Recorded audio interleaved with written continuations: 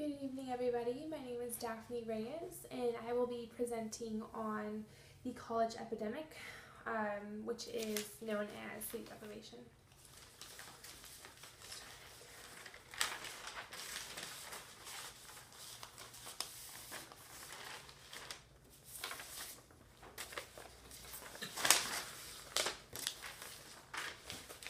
Good evening, everybody.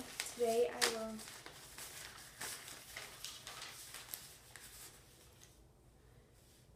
Good evening, everybody. My name is Daphne, and I will actually be presenting on the college epidemic, which is an informative speech on sleep deprivation among college students.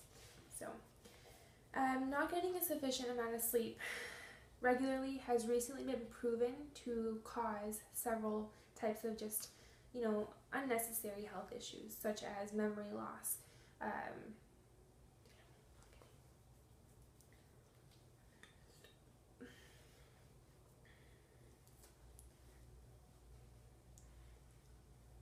Good evening, everybody. My name is Daphne Reyes, and I will actually be presenting on the college epidemic, which is sleep deprivation among college students today. Not getting a sufficient amount of sleep regularly has recently been proven to contribute to several unpleasant health issues, such as memory loss. We have heart disease, stroke, as well as diabetes.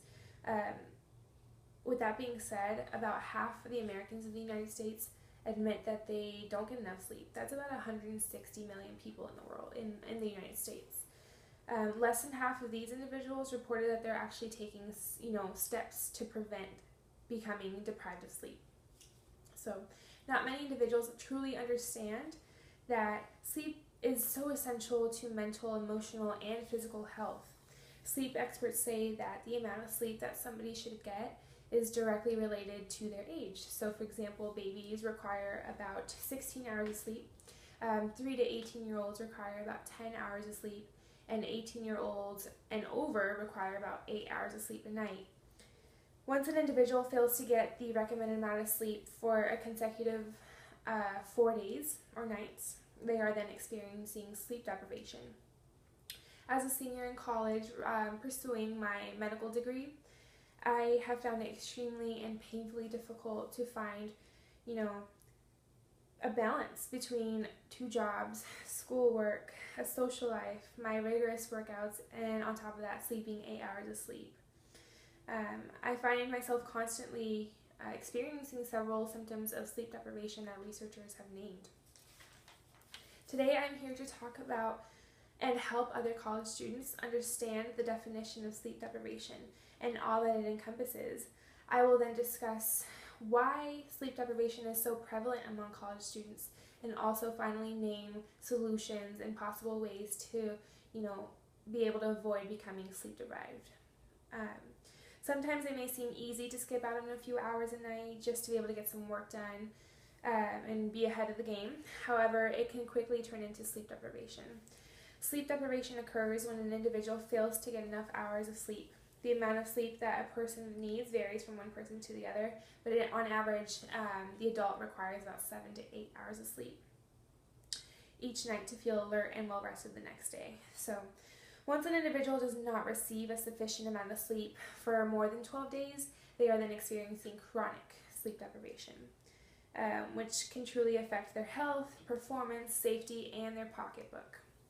The following diagram here depicts what parts of the human body are affected by lack of sleep and how it is affected. So if we look closely, the brain is one of the parts of the body that is affected by sleep deprivation, and it causes irritability, memory loss, and even hallucinations. The heart is also another part of the body that is directly affected by sleep deprivation. So heart rate increases with sleep deprivation and possible heart disease. So, the primary effect of sleep deprivation is excessive daytime sleepiness. A sleep-deprived person is most likely to fall asleep in a quiet situation where they are forced to stay still for a long period of time, such as a classroom or even a business meeting. This degree of severe sleepiness can actually be a safety hazard and cause drowsiness while driving, as well as workplace injuries. For example, In January of 1986, the space shuttle exploded just seconds after it was launched, and it killed about 7 people, 7 crew members.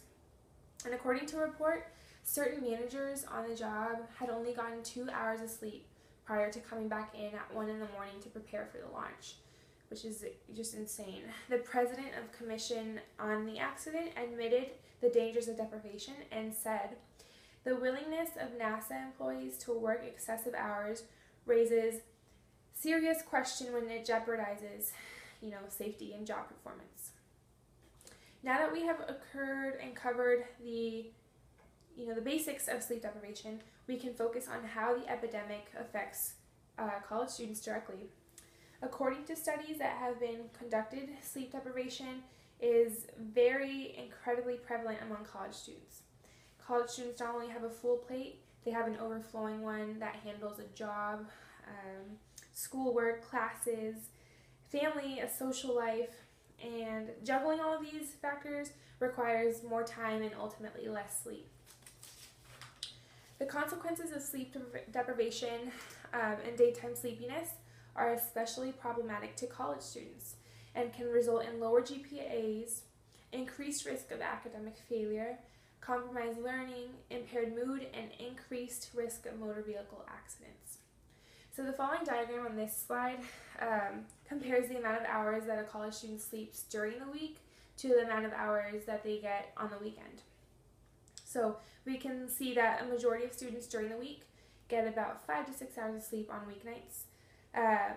And as for the weekends, the majority of students get about 7 to 8 hours of sleep, which is actually the recommended amount of sleep. So the most common reason given for lack of sleep was finishing up schoolwork, followed by socializing, procrastination, and studying for an exam.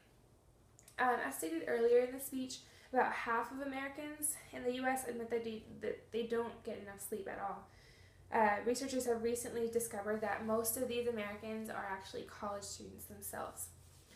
At least 3 days a week, 60% of college students report that they are dragging, tired, or sleepy.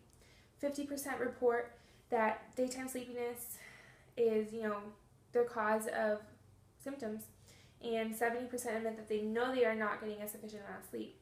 I can personally say that college is a huge time of intellectual growth and development as young adults, transcend from adolescence to adulthood. Although the worth of college, both in terms of increased productivity and higher earnings, is rarely debated, there's a significant personal and societal cost when it comes to time and money. For optimal return on the investment of the time, effort, and money, students need to maximize their learning, academic, and personal growth. Sleepiness from any cause can compromise these goals through an impact on learning, memory, grades, perception of effort, driving performance, and even mood. Understanding the basics of sleep deprivation, as well as why it is so prevalent among college students, is truly the key to discovering and implementing solutions for sleep deprivation. It is undeniably important for college students to recognize the fact that they are sleep deprived, and they need to figure out a way to avoid that in order to, optimize their performance. So, the only sure way for an individual to overcome sleep deprivation is to increase their nightly sleep time to satisfy their biological sleep needs. There is absolutely no substitute for sleep. College students have a difficult time trying to find ways to maximize nightly sleep time with all that is on their plate. It may feel as if they have to sacrifice something in order to get the recommended amount of sleep. However, once us college students are able to get a good night's sleep, there are several pointers that researchers have found to ensure that that sleep is quality sleep. So for example, artificial light from a light bulb, TV, computer screen, etc. Suppresses the release of melatonin, and melatonin is actually a sleep-promoting hormone. So it makes it longer. Artificial light makes it longer for someone to fall asleep. Also, keeping the cell phone out of the bedroom ensures that we fall asleep quicker and that we stay asleep. It was found that 10% of us are awakened from our sleep by a cell phone a few times a week. And that can definitely add up. As stated earlier, the only real solution to sleep deprivation is making sacrifices to be able to get 7 to 8 hours of sleep as college students. This may mean cutting back on hours at work, or going out less on the weekends, as well as maybe even giving up time spent on hobbies. But we know that sometimes this isn't, it's not a logical solution. We can't just give up hours at work. We need to pay bills. There are short-term solutions that can help with sleep deprivation. They may reduce effects of sleep deprivation. However, it is important to realize that these are not long-term solutions and shouldn't be used as such. Researchers show that college students love and adore naps and caffeine, right? Who doesn't? The beneficial effect of naps and caffeine can be addictive though, so the combination of a nap prior to sleep deprivation with caffeine use during sleep deprivation has provided improved alertness over a long period of time. Getting extra sleep before a period of sleep deprivation is termed a prophylactic nap and may decrease some of the symptoms that we get with sleep deprivation. Caffeine also is arguably the most commonly ingested stimulant. It's used regularly by about 80% of Americans in the United States as liquid, tablet, or even gum form. It can provide improved alertness at doses of about 75 to 150 milligrams after acute sleep deprivation, but the more you are sleep deprived, the more caffeine you need. And actually, however, the frequent use of caffeine can lead to tolerance and negative withdrawal effects. So you might feel that you need more and more caffeine to stay awake and stay alert. And once you try to come off of caffeine, once you can actually sleep, you might find it hard. You might feel like your body is super dependent on it. Sleep deprivation is the point at which an individual does not receive an adequate amount of sleep on a regular basis and begins to experience some of the sleep deprivation effects, such as hallucinations.